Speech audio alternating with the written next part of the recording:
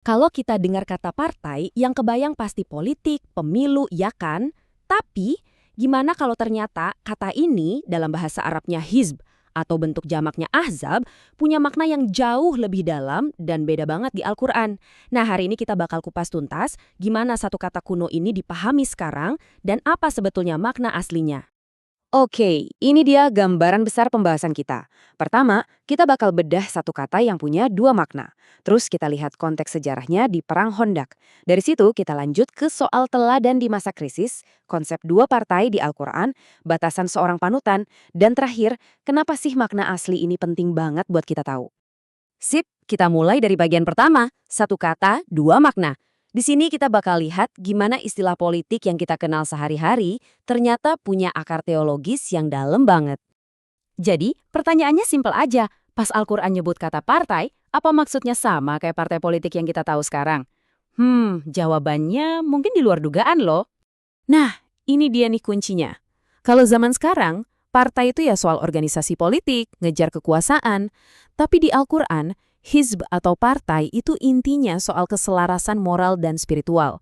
Jadi, ini bukan soal milih siapa di pemilu, tapi lebih ke soal kita ini berpihak kemana? Ke kebenaran atau kebalikannya? Lanjut ke bagian kedua. Buat ngerti makna aslinya, kita harus time travel dulu nih, kembali ke sebuah peristiwa super penting dalam sejarah. Pertempuran Hondak yang jadi asal-usul istilah Al-Ahzab. Penting banget buat dicatat ya, ini tuh bukan debat politik di ruang ber-AC, ini pengepungan yang bikin putus asa. Sekelompok suku, itulah Al-Ahzab, gabung jadi satu dengan tujuan cuma satu, ngancurin komunitas muslim yang baru lahir. Bayangin deh, ketakutannya nyata, makanan susah, dan iman mereka diuji habis-habisan. Oke, bagian 3. Nah, justru di tengah-tengah situasi genting kayak gini, di tengah ketakutan dan keputusasaan, Al-Quran nunjukin satu sosok sebagai panutan. Yang bikin ayat ini luar biasa adalah, ayat ini turun pas pertempuran lagi berlangsung. Jadi ini bukan renungan setelah semua selesai, tapi perintah langsung saat itu juga. Di tengah kepanikan, pesannya jelas. Lihat pemimpin kalian, contoh dia. Dan ini bukan cuma sekadar sebutan atau gelar loh. Nabi Muhammad bener-bener nunjukin kepemimpinannya lewat aksi. Beliau ikut gali parit, ngerasain lapar dan haus yang sama kayak para sahabatnya, dan terus bakar semangat mereka. Nah, inilah praktek nyata dari uswah hasanah atau teladan yang baik. Lanjut ke bagian 4 ya. Ternyata, istilah azab itu lebih dari sekedar nama gabungan suku di satu perang aja. Al-Quran ngambil konsep ini dan ngembangin jadi sebuah ide moral yang berlaku universal. Nah, buat ngebongkar kerangka etis ini lebih dalam, kita juga ngintip analisis para akademisi. Riset-riset inilah yang bantu kita lihat gimana Al-Quran mengubah sebuah cerita sejarah jadi prinsip yang berlaku untuk semua. Jadi, Al-Quran itu pada dasarnya ngebagi manusia jadi dua partai besar. Dan ini sama sekali bukan soal partai politik ya.